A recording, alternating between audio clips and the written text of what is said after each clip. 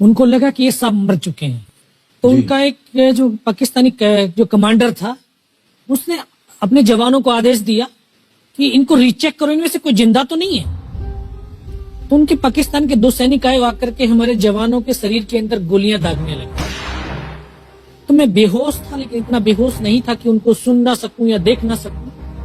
तो जब मेरे सामने वाले साथी को जो सीने में आकर 4-4, 5-5 जो राउंड के ब्रस्ट मारे, डेड बॉडी ऐसे उछलती थी ऊपर की तरफ, सामने वाले को मारा, बगल वाले को मारा, मैं भी इस तरह से ऐसे पड़ा हुआ था। उसने फर्स्ट में यहाँ पर ब्रस्ट मारा, फिर मेरे पैर में 2 जगह पे मारा। उसको मैं देख रहा हूँ कि धुआं निकल रहा है, लेकिन उस गोले की पीड़ा को चुपचाप पड़ा सहता रहा और उनको यकीन हो गया कि इनमें से कोई जिंदा नहीं। फिर बहुत गालियां दी, बूट की ठोकरें मारी। फिर काफी देर के बाद में उनका जो कमांडर था उसने बोला कि इनके वेपन उठा लो, और नीचे जो हिंदुस्तान का पोस्ट है उसके ऊपर दूसरे जो उनके साथी थे उनको सूचना दिया, उसके ऊपर कब्जा हमला कर दो।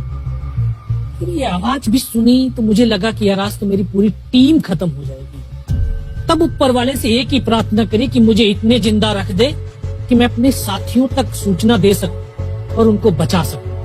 और ये सत्य है कि अगर निस्वार्थ भाव और सच्ची श्रद्धा से उस परम पिता परमेश्वर को याद करते हैं तो शक्ति जरूर साथ देती है। दोबारा से उसके साथी आए, पाकिस्तान के सैनिक आए और हमारे जवानों के शरीर के अंदर गोलियां दागने लगे। उन्होंने फिर उसी रोटेशन से गोली मारी, फिर भी मेरी बाजू में, पैर में गोली मारी। और तब तक एक विश्वास भी मैंने पैदा कर लिया था कि अगर इसने सर और सीने में गोली नहीं मारी, चाहे मेरा हाथ पैर दोनों ही काट करके ले जाए, मैं उफ तक नहीं करूंगा और मैं जिंदा रहूंगा। मैं उस विश्वास की बदौलत आज आपके सम्मुख भी बैठा हूं। उसने आकर के दोबारा से गोली मारी, पर जब 1 कदम आगे गया तो उसने राइफल मेरी सीने की तरफ तानी। तब मुझे लगा यार अब नहीं बचूंगा। लेकिन कहते हैं कि जाको राखे साइयां मार सके ना कोई। और ये इस देश को हम भारत माँ बोलते हैं।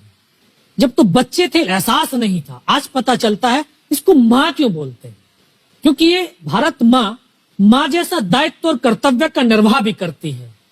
ये अपने बेटों की वीरता, शौर्य और पराक्रम को कभी दफन नहीं होने देती है। वाह क्या बात। तो शायद इस माँ भारती ने मुझे चुना होगा कि उसके बेटों ने जो शौर्य, वीरता और पराक्रम दिखाया उसको दुनिया तक पहुंचा सकूं। जब उसने गोली चलाई तो यहाँ पर पर्स में 5-5 रुपए के कुछ सिक्के भी थे। जब गोली जाकर के सिक्कों पे टकराई तो मुझे भी आभास हुआ कि तो मर गया हूं। पाकिस्तान का दूसरा सैनिक आया, उसने आकर के मेरा AK-47 से उठाया और वापस मुड़ा तो उसका पैर मेरे पैर से टकराया हो। तब मुझे लगा कि यार मैं तो जिंदा हूं। तब मेरे पास एक हैंडग्रेड था, मैंने उसको पिन निकाली और उसको ऊपर ऐसे फेंका तो कोट के अंदर हुड लगे हुए, हुड के अंदर वो गिरा जी। उसने तुरंत पीछे की तरफ मुड़ के देखा, पीछे तो कोई मूवमेंट था नहीं। तो तब तक वो ग्रेनेड को निकाल पाता, ग्रेनेड फट गया। यहाँ से उसका पूरा सर उड़ा और वो हमारे ऊपर आकर के गिरा। जो पाकिस्तान के दूसरे सैनिक थे उनमें खलबली मची कि इनमें से कुछ जिंदा है, कुछ बोले जिंदा नहीं, नीचे से रिइंफोर्समेंट आ गई है। तो उनमें खलबली मची। मेरा पास वही एक मौका था, मैंने दोनों हाथों से उसकी राइफल को उठाने की कोशिश करी। ये हाथ हिला नहीं, एक हाथ से राइफल उठाई, वहां से ब्रस्ट फायरिंग किया। 4-5 पाकिस्तानी सैनिकों को मौत की नींद सुला दी।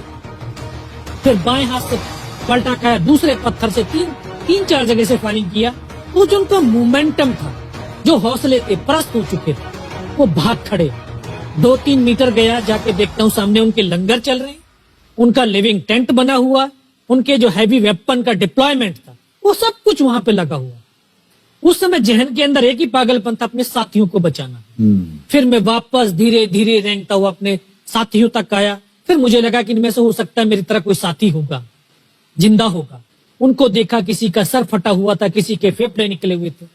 बहुत देर बैठकर रोया भी, फिर अपने आप को संभाला। चारों तरफ बर्फ ही बर्फ, पहाड़ी पहाड़। ये भी पता नहीं कि हिंदुस्तान किधर है, पाकिस्तान किधर है। 2.5 साल की सर्विस, 19 साल की उम्र, न उम्र का तजुर्बा न सर्विस का अनुभव, जाऊं तो जाऊं कहां। तभी एक ऐसी शक्ति थी जो साथ दे रही थी।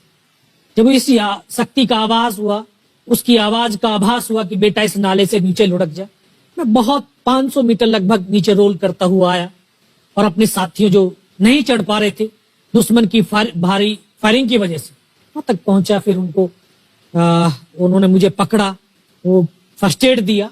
फिर वहां से जो हमारे commanding officer colonel Kushal Chand Thakur, फिर उनको सूचना दिया। तो ये लगभग 1:30-2 बजे का समय था। वहां से फिर कमांडिंग ऑफिसर तक मुझे ले जाया गया। फर्स्ट एड तो हुआ, लेकिन ब्लड इतना निकल चुका था कि दिखाई देना बिल्कुल बंद हो गया था। जब उनके पास पहुंचा तो उन्होंने बोला, बेटा मेरे को पहचानता मैं कौन हूं? बस अब आवाज सुनाई दे रही है। बोला, मैं तेरा commanding officer colonel Kushal Chand Thakur. मैं, जय हिंद साहब, बहुत तेज सर्दी लग रही है। तो उनका जो लिविंग टेंट था उसमें के अंदर लेटाया, 3-4 स्टॉप जलवाए, थोड़ी सी गर्मी महसूस हुई। बाकी साहब थोड़ा सा पानी पिला दो।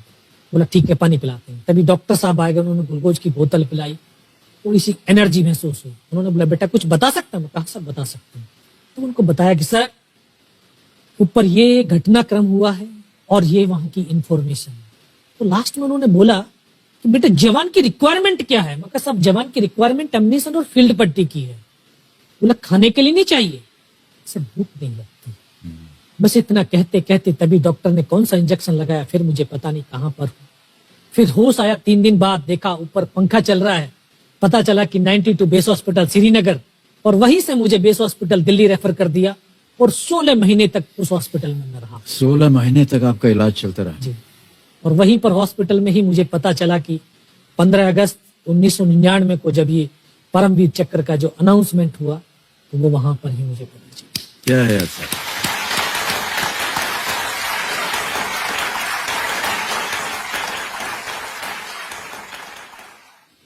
सर हमको यकीन नहीं होता कि कोई भी इंसान जब ऐसी परिस्थितियों से गुजरता है तो उसका बयान कैसे कर सकता है, लेकिन ये आपने अपनी बहादुरी का एक परचम जो है वो फैला दिया है।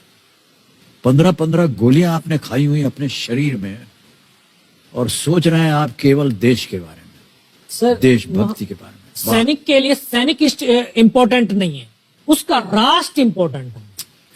वो रहे ना रहे, लेकिन उसका राष्ट्र रहना चाहिए। क्या बात है, वाह वाह। न केवल आपने इतना बड़ा योगदान दिया, बल्कि आपके जैसे कह रहे थे कि आपके बहुत से अच्छे मित्र जो थे, जो आपके साथ टीम में थे, वो भी शहीद हो गए।